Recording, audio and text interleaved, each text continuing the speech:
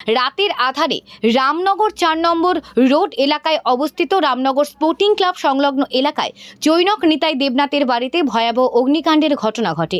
সংশ্লিষ্ট অগ্নিকাণ্ডে নিতাই দেবনাথের ভাড়াটিয়া ভোলানাথ সাহার ঘর সম্পূর্ণভাবে পুড়ে ছাই হয়ে যায়।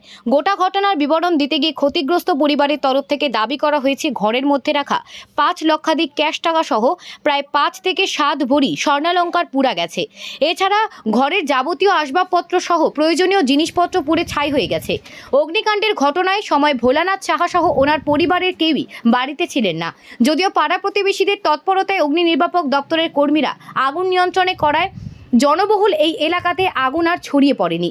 এদিকে ক্ষতিগ্রস্ত পরিবারের তরফ থেকে সন্দেহ প্রকাশ করা হচ্ছে হয়তোবা কেউ ইচ্ছে করে এই নাশকতামূলক অগ্নিকাণ্ড সংগঠিত করেছে।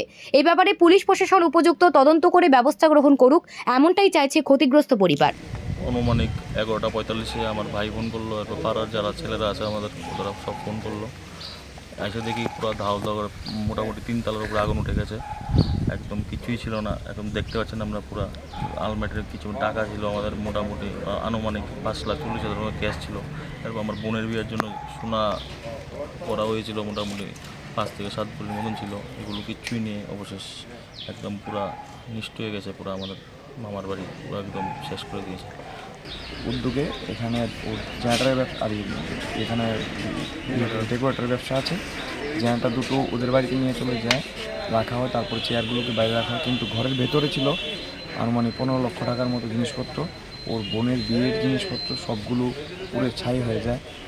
গোল্ড ছিল কিছু, আর কিছু ক্যাশ টাকা ছিল, সবগুলো পুড়ে ছাই হয়ে যায়।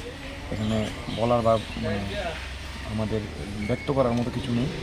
আমরা খুবই শোকাহত। হ্যাঁ, একটা অভিযোগ উঠতে ক্ষতি তো সম্পূর্ণই হয়েছে। ঘটনাটা হয়েছে গতকাল রাত্রে। আজকে আমরা ওখানে ইনভেস্টিগেশন করতে এসেছি, এসে যা দেখলাম ম্যাক্সিমামও ড্যামেজ হয়েছে। আর দ্বিতীয়ত লসটা প্রায় 25 লাখের মতন হয়ে যাবে। ডেকোরেটরের জিনিস এবং বাড়ির জিনিস সব কিছু মিলে। আর দ্বিতীয় কথা হলো আমাদের এলাকার মধ্যে আমার মনে হয় সচেতনতা কম। ফায়ার সার্ভিস যেখানে থাকা সত্ত্বেও তারা ফায়ার সার্ভিসকে সরাসরি ফোন করে নেয়। ফোনটা করেছে 112-র মাধ্যমে হয়ে আমাদের এখানে আসেছিল। একটু দেরি, তাই ফোনের পরে আমাদের অফিসে 112 থেকে কন্ট্রোল থেকে আমাদের অফিসে যায়, অফিস থেকে এখানে ফোনটা আসে। আমি এলাকার শুভ বুদ্ধিসম্পন্ন ব্যক্তিদের সবাই বলছি, ফায়ার সার্ভিসের সরাসরি ফোন করুন।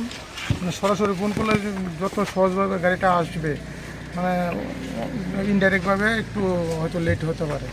তো সবার কাছে অনুরোধ থাকবে, আপনারা সরাসরি ফোন করুন ফায়ার সার্ভিসের সাথে।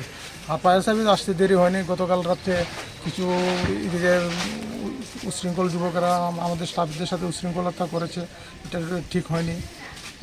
দেরি ফায়ার সার্ভিস করেনি, দেরি হয়েছে আপনাদের ফোনের। আমাদের যে রানিং কলার গিয়েছিল আমাদের অফিসে, রানিং কলার গিয়ে বলার সঙ্গে সঙ্গে আমাদের কল এসেছে, গাড়ি এখানে এসেছিল। আর এমনি কীভাবে লেগেছে কিছু লেগেছে এখন গতকালকে তো ওনারা বলেছে, কেউ বলেছে যে এটা ইলেকট্রিক শর্ট সার্কিটের মাধ্যমে হয়েছে। এখন ওনারা বলছেন আবার সন্দেহভাজন হয়তো লাগিয়েছে। আপনাদের তারা কিছু সঠিকভাবে বলতে পারছে না। আপনাদের মানে ইয়েতে কীরকম মনে হয় কোনো ইলেকট্রিক শর্ট সার্কিট হওয়ার সম্ভাবনা আছে।